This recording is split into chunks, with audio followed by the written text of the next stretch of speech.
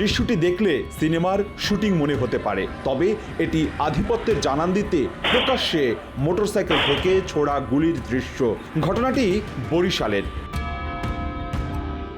গত 17 ডিসেম্বর রাতে বরিশাল শহরের রিফিউজি কলোনিতে দুপক্ষের আধিপত্যের জানান দিতে ব্যবহার হয় অবৈধ অস্ত্রের। এ সময় চলন্ত মোটরসাইকেল থেকে এক পক্ষ 2 রাউন্ড ফাঁকা গুলি ছোড়ে।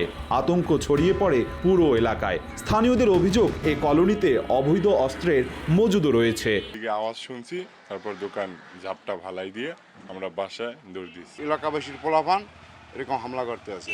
পরে গুলির শব্দ শুনছি ওদিকে বইয়া, পরে এদিকেও গুলির শব্দ শুনছি। আমরা তো ধাপ ধাপ করে দোকান বন্ধ করে হালাইছি। এই সকল অস্ত্র সালাম কসাই এবং তার ছেলে রকি এবং বাইজিৎ তারা ব্যবহার করে এবং দূর দূরান্ত থেকে লোকজন তাদের কাছে আসে। আমার বিশ্বাস তাদের একটা অস্ত্র ব্যবসাও আছে।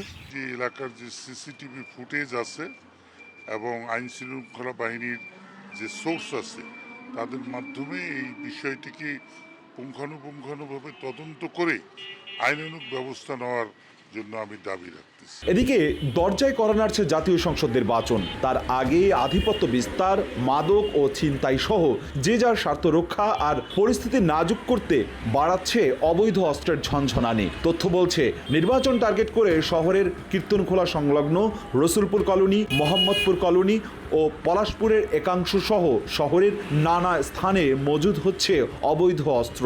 সড়ক পথ ছাড়াও নিরাপদ রুট হিসেবে গভীর রাতে নৌপথে লবণ ও মাছ বোঝাই ট্রলারে করে পিস্তল, দা ও মাদক আনা হচ্ছে বলে অভিযোগ স্থানীয়দের।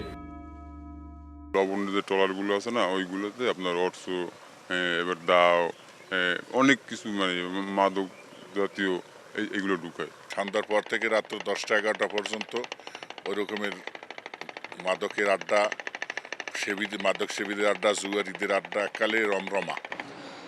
5ই আগস্টের আগে কিংবা পরে বরিশালের কোনো থানা থেকেই কোনো অস্ত্র লুট হয়নি বলে জানিয়েছে এখানকার পুলিশ।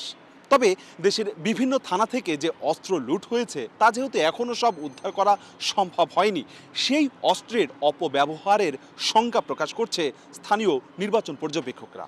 যদিও আইন শৃঙ্খলা রক্ষাকারী বাহিনীর দাবি, তারা যে কোনো অপরাধ দমাতে সচেষ্ট রয়েছেন। অবিলম্বে সংশ্লিষ্ট কর্তৃপক্ষ এই বিষয়ে একটি জোর অভিযান চালাবে এবং চিরুনি অভিযানের মধ্যে দিয়ে এই নির্বাচন অবৈধ অস্ত্রগুলিকে তারা উদ্ধারের একটি উদ্যোগ নেবে। আইন শৃঙ্খলা পরিস্থিতি এখন পর্যন্ত বরিশাল মেট্রোপলিটন এরিয়াতে অত্যন্ত ভালো একটি অবস্থায় রয়েছে। এটাকে ধরে রাখার জন্য এবং এটাকে আরও কিভাবে আরও উন্নয়ন করা যায় সেটা নিয়ে আমরা কিন্তু নিয়মিত কাজ করে যাচ্ছি। পরিসংখ্যান অনুযায়ী 24-এর 5 আগস্টে সারা দেশ থেকে লুট হওয়া প্রায় 5,750টি অস্ত্রের মধ্যে এখনও উদ্ধার হয়নি 20% বেশি। অপূর্ব অপু, সময় সংবাদ, বরিশাল।